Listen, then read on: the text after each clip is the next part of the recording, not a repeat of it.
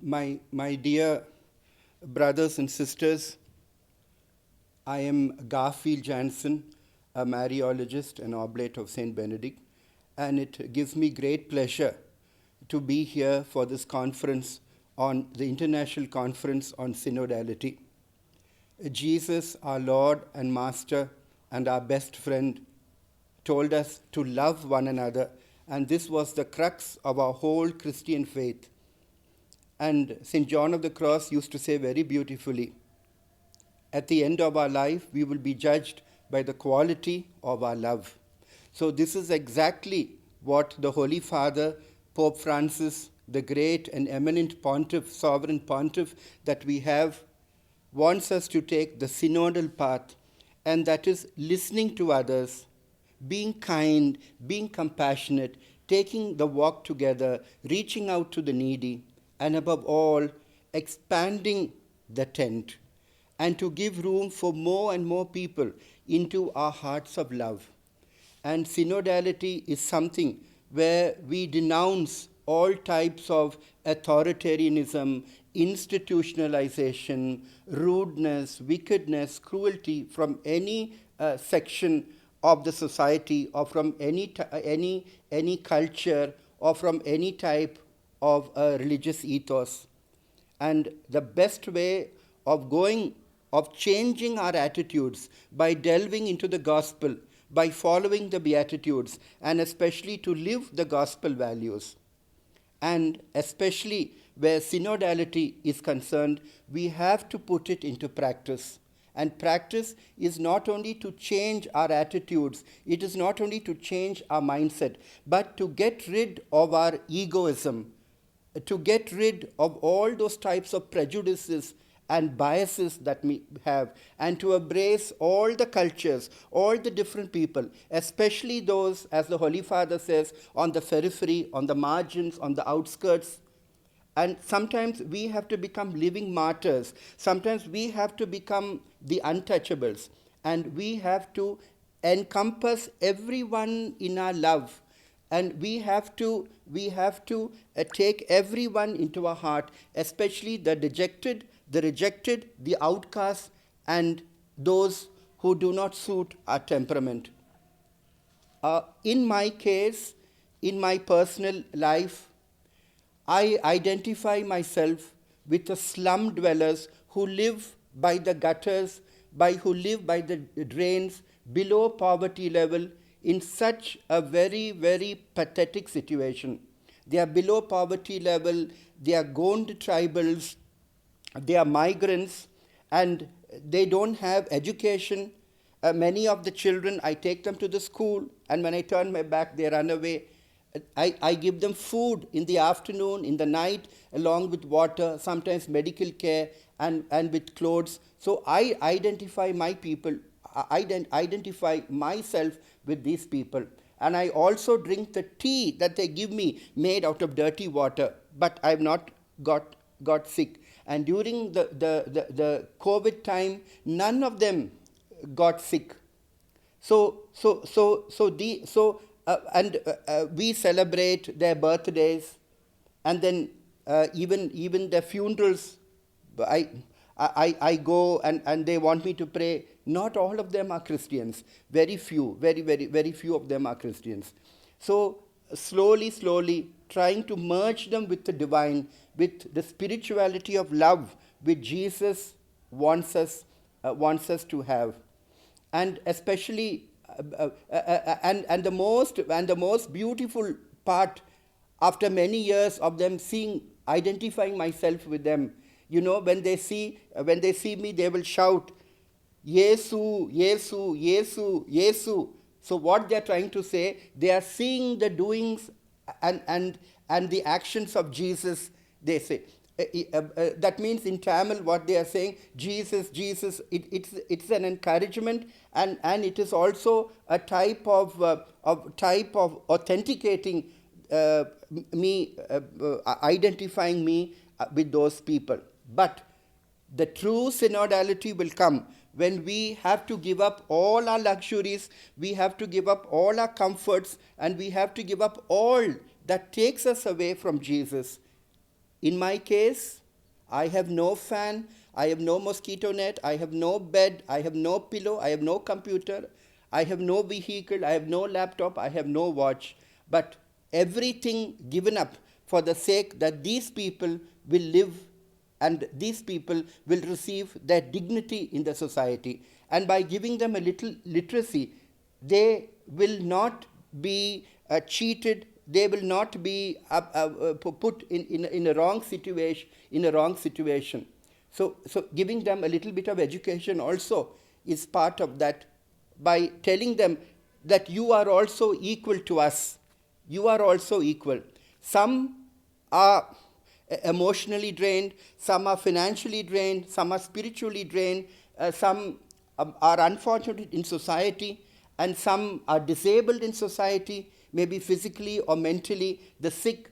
But all those people must be enveloped and encompassed in our love and in our heart. And then true synodality will come. And the flowers of my garden are very beautiful. My roses and my jasmine are very beautiful.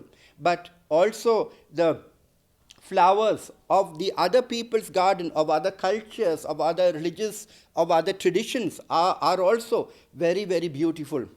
And what our sovereign and supreme pontiff Pope Francis wants us to leave the comforts and to go out into the margins. And I find in this our Blessed Mother Mary, whom I have wholly devoted my life, who has always inspired me, who is my great magnet, the Blessed Mother of God, from the time I'm a child. So she is my icon of that synodality.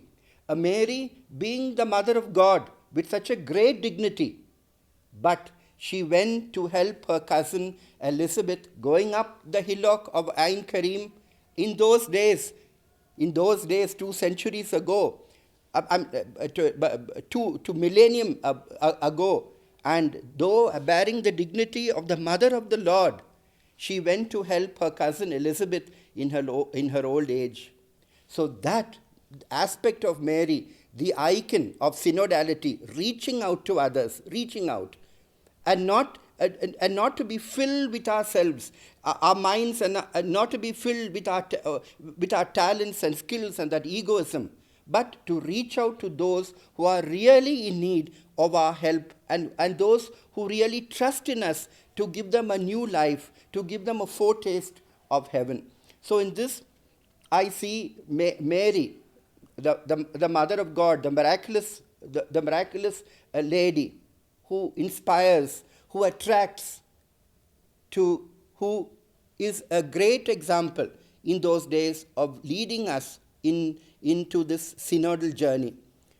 It is a difficult journey, and unless we break ourselves, we cannot enter into that synodal journey. Only when we make ourselves empty, when our hearts are devoid of all this type of egoism and all this type of differentiating and separating people, only then, when our hearts are free, we can really walk along the path. And there are various personalities, there are various diversities, there are various schools of thought, but to be respectful of them, to be respectful of other people's personalities and temperaments, and bring a new spring of grace in the church and in the society, and to make the words, we have so much of religion teaching us to hate one another, but we don't have enough of religion teaching us to love one another. Love. That is the fulcrum, and that is the whole crux of not only being a Christian, but being a Catholic, and to go along on the synodal journey. And I think the angels will guide us, and all the saints who have lived over these years have taught us, and who have taken us ahead on the synodal journey. And when we read their lives, when we read their biographies, we see how much they strived to bring love in the church, in the community, in the society, in the nations they lived. In the rule of Saint Benedict, it is said that when a stranger approaches you, Jesus himself has come. And many a time we miss the point, because Jesus comes to us in diverse ways, as a foreigner, as a stranger, demanding and wanting our love. So at this beautiful a time when we are reflecting on synodality, and we denounce all types of clericalism, all types of domination, all types of authoritarianism, all types of separating people, that so this will be a time when we will receive a beautiful mindset, the mindset that Mary had, the mindset that Joseph had, and especially bringing to fulfillment Jesus' great commandment of love. Love one another.